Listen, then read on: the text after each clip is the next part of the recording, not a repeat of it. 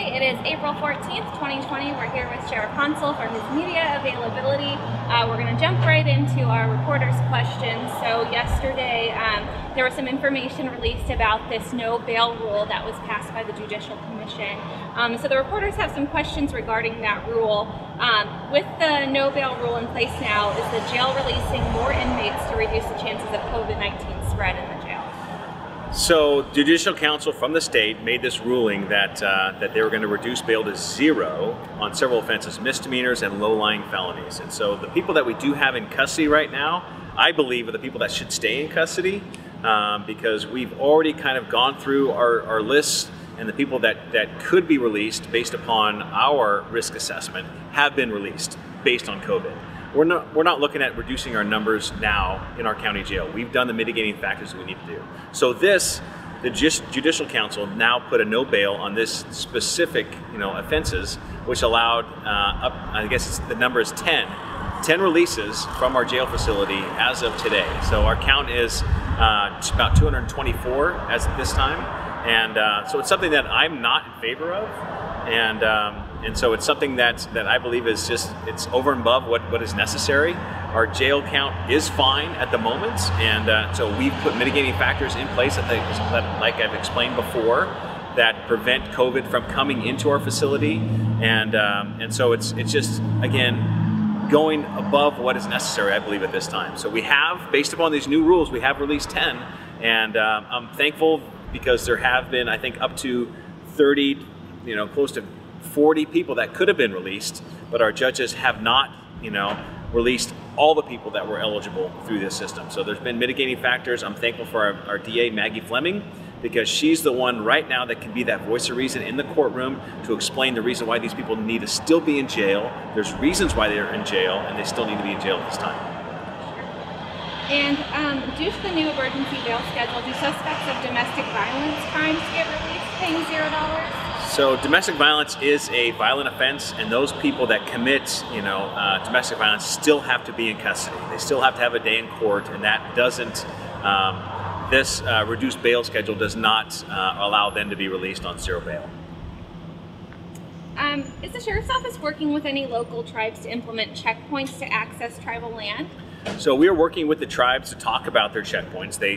Hoopa Tribal Police and the Hoopa Tribal Council wants to instill a checkpoint on their reservation. So they are working with Caltrans. The encroachment permits have been applied for, and so that is going to happen off of the main state highway on tribal land. It'll be staffed by tribal officers.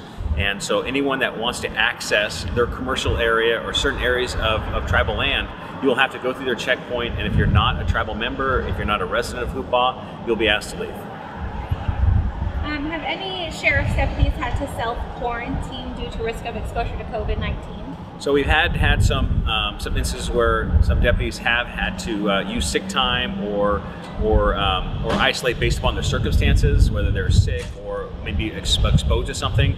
But at this time, none of them test positive for COVID-19, and so they're all back to work. And I know there's been several law enforcement agencies throughout the county that have had several similar experiences. So far, to my knowledge, we haven't had one first responder, as far as law enforcement goes, that have tested positive for COVID-19. There seems to be some confusion regarding shelter in place if people are allowed to recreationally drive. Can you talk a little bit about that? Can people go and do a drive through the redwoods? Yes, so absolutely. So we are different here in Humboldt County, Northwest California. Again, like I explained last week, is we can be a little looser in our restrictions. There's other areas in the state, the Bay Area, even some other counties that have said you cannot drive to recreate. We, understanding we have a huge county with a lot of open space, and we understand that too with people that maybe live in Eureka and they can't necessarily walk to those areas that have that vast open space. We're encouraging people to walk from their house, but if they have to drive to go to a place where they can hike and be alone on a trail, they want to drive out to an area where they know, is open space, then do it. As well as driving the Avenue of the Giants. There's something about therapy about driving through the Avenue of the Giants or some of the other areas. I just ask that there's certain parks that are closed, there's certain public land that is closed. So please do, if there's a barricade up that said this road is closed, this public land is closed, this trail is closed, please honor that. Don't violate that order. It just invites people to then call us, and then we're going to come where we really have an emergency to go to, then we're going to have to go and deal with the trespasser. So please just utilize what is open to the public. And if you have any questions, there's several websites through the state parks, federal parks, county parks. You can kind of do research to figure out what park is open and what's accessible. But maintain social distancing at all times.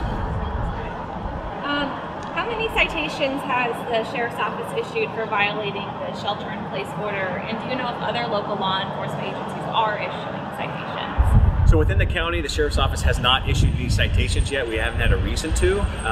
Everyone is doing very, very good with their shelter-in-place. For people that have been warned, we haven't been back multiple times to issue a citation. That is always within our capabilities of doing so. Or when someone has done something so egregious that we're just going to issue that $1,000 citation, we don't have a problem doing that. But so far, we haven't had a reason to do that. There's been other jurisdictions that have used that authority, and for good reasons, for people that are violating the shelter-in-place order. So I urge people, the order's still in place. I know the weather's nice, and there's a lot of factors because we've had several days where we've had 0 new cases, but still, the shelter-in-place order is in place. Please honor that, and if we stay home, honor this right now, we can continue this, and there is, that time coming in the future where we will start relaxing those restrictions and allowing people to go and do their activities as they once did. And finally, of the 50 cases, do you know if any of those are confirmed to be in the homeless community, or has it hit the homeless population? So right now, the public health officer has not released specific information about where people live or if they're homeless or not. So that's something that the public health officer may or may not be released in the future. But I just want people to know that if people do test positive and they are homeless or houseless, that we do have a place to take those people, and they can shelter in a place by themselves and be provided for. Public health and working with DHHS, has found locations for them to isolate and be provided for. So it's something that we have a plan in place, and rest assured that we have room for people that may be homeless to have an area where they can isolate. Great. Is there anything else that the community should know today? I just want the community to know that I'm proud of them. I know we've asked a lot over this last month. It's 30 plus days into this, and I know that there's been a lot of personal sacrifices. I know businesses have suffered. I know families are, have a certain amount of anxiety and fear. So I'm urging people not to be fearful. I'm urging people to understand that it is in the community right now. Community transmission has taken place within the county, but right now it's a good time. Let's continue to go down the road of sheltering in place. Let's give this a little bit more time. We have to wait for the governor to release our shelter-in-place order for us to do anything here. So we're depending on the governor and the leadership of the Sacramento in order to determine what businesses open up, how we slowly open up the economy, when do the schools open up. All those things are going to be answered by the state, because we can't become more or less restrictive than the state. Even though we might not see it up here, the state has made a blanket order to still shelter in place. And I do want to add, now is the time and the opportunity to support local, okay? Where you're looking around, you're seeing businesses that have failed, you see businesses that are becoming very, very innovative. If they are restaurants, if they're bakeries, if they're local meats and dairies, those kind of things. If you can afford it right now, please support these businesses. Buy local milk, buy local meat. All these things support our industry here in Humboldt County. And it's so important now, as we're coming out of this, that we're able to support our local businesses that have been supporting us for a long time. Thank you. Thank you.